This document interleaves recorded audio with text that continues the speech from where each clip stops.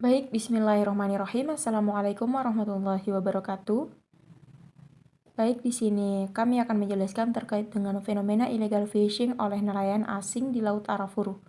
Sebelumnya saya akan memperkenalkan nama ataupun rekan kelompok saya, yakni Ahmad Kurniawan, Dida Wardatul Zahra, Nur Aziza, dan saya sendiri Yuliana. Nah, selanjutnya yakni terkait dengan profil Laut Arafuru itu sendiri. Laut Arafura merupakan perairan yang terletak di wilayah paling timur dalam wilayah Laut Indonesia dengan luas 143,5 ribu kilometer persegi. Perairan Laut Arafura merupakan bagian dari paparan Sahul yang secara geografis berbatasan dengan Selat Torres di sebelah timur, Teluk Carpentaria di sebelah selatan, Laut Timor di sebelah barat, serta Laut Banda di sebelah utara. Bersama perairan Laut Aru dan Laut Timor bagian timur, Laut Arafura termasuk ke dalam wilayah pengelolaan perikanan negara Republik Indonesia atau WPPNRI, seperti yang diatur dalam Peraturan Menteri Kelautan dan Perikanan Nomor 18 Tahun 2014. Laut Arafura merupakan salah satu wilayah penangkapan ikan terbaik dan paling subur di Indonesia. Ada dua hal yang menyebabkan hal tersebut. Pertama, karakteristik dari perairan Laut Arafura yang termasuk dalam kategori perairan dangkal sehingga banyak menerima sinar matahari yang kemudian berfungsi sebagai sumber energi bagi ekosistem perairan dan membantu menciptakan habitat yang ideal bagi ekosistem untuk berkembang biak.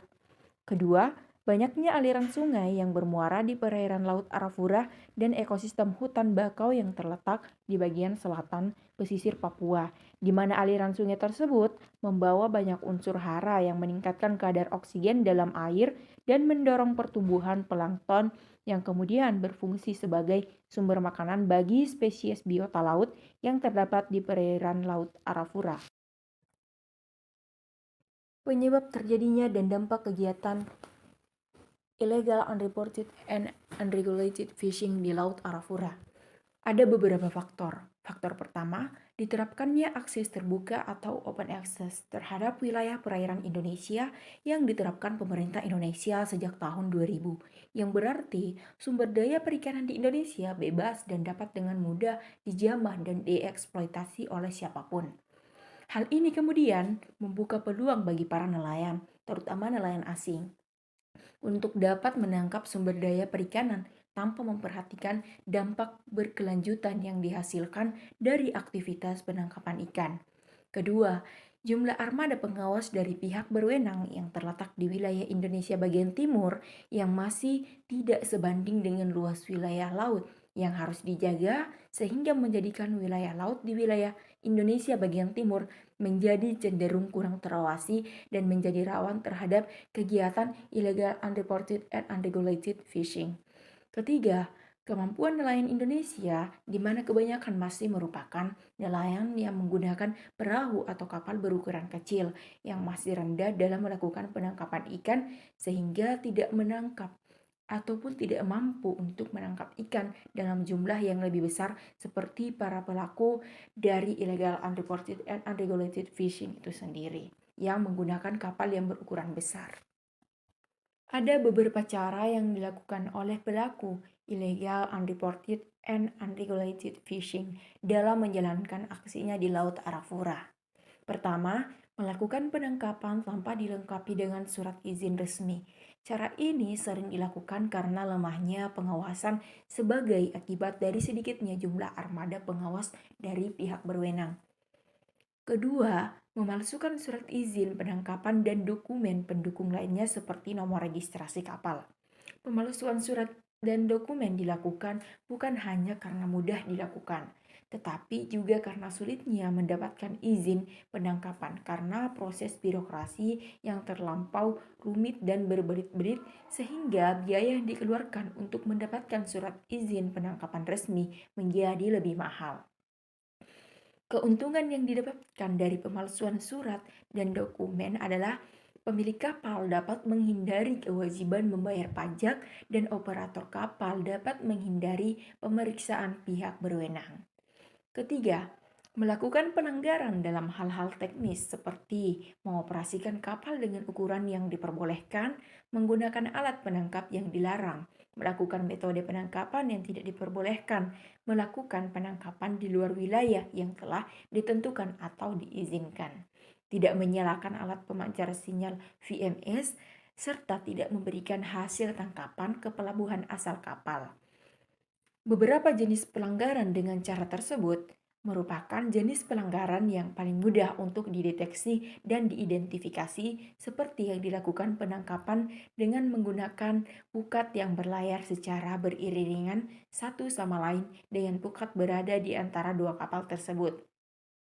Sedangkan beberapa pelanggaran termasuk ke dalam jenis pelanggaran yang sulit dideteksi dan diidentifikasi, seperti kapal yang tidak menyalakan alat pemancar sinyal.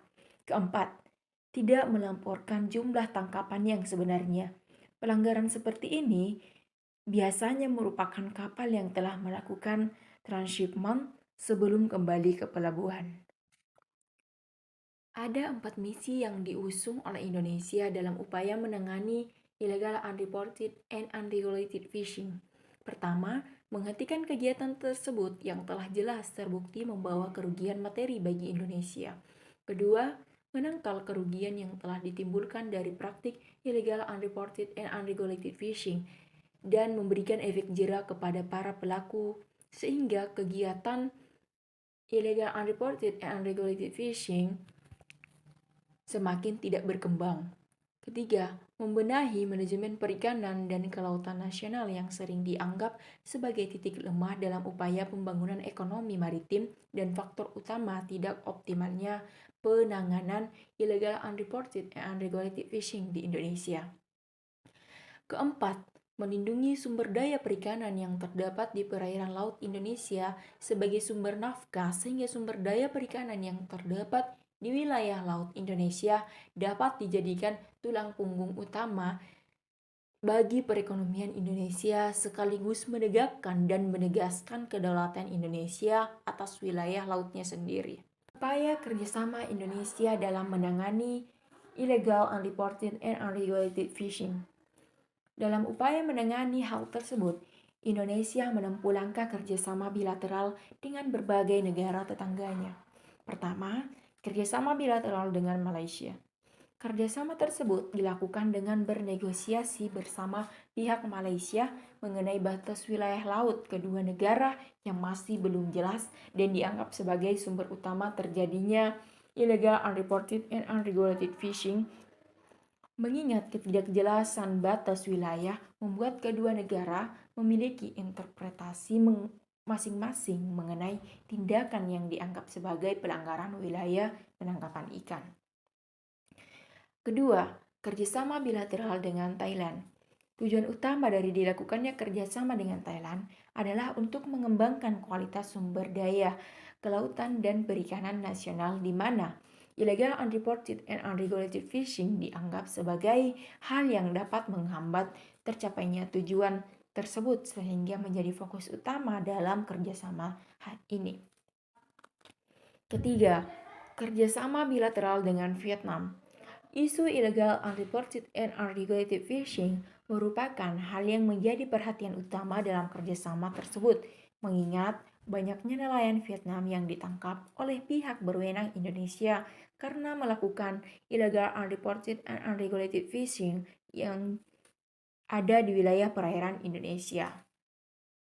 Oleh karena itu, melalui penandatanganan Memorandum of Understanding atau MOU pada tahun 2010 mengenai kerjasama kelautan dan perikanan, diharapkan isu illegal, unreported, and unregulated fishing antar kedua negara dapat ditangani dengan lebih baik, terutama menyangkut hal pemulangan nelayan Vietnam yang ditahan di Indonesia karena melakukan illegal, unreported, and unregulated fishing dan penentuan batas wilayah laut yang dianggap menjadi penyebab utama terjadinya hal tersebut.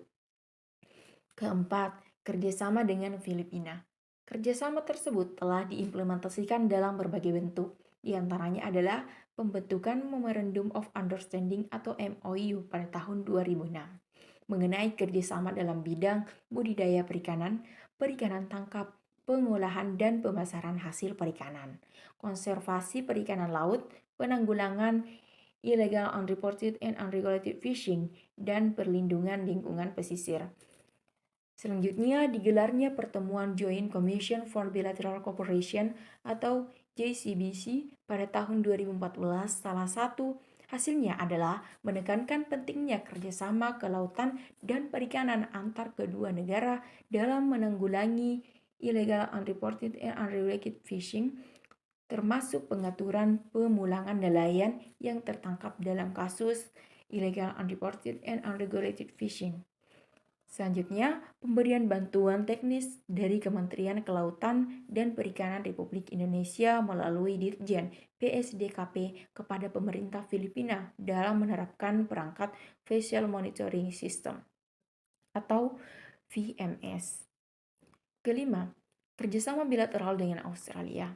Secara historis, kerjasama maritim Indonesia dan Australia sudah dilakukan sejak 1974 melalui penandatanganan MOU regarding the operation of Indonesian traditional fishermen in areas of the Australian fishing zone and continental shelf. Kerjasama maritim antara Indonesia dan Australia kemudian semakin berkembang dan beragam dari bilateral ke multilateral. Seiring dengan munculnya kesadaran tentang pentingnya penerapan tata kelola perikanan dan serta berkelanjutan seiring makin maraknya kegiatan illegal unreported and unregulated fishing di kawasan Asia Tenggara.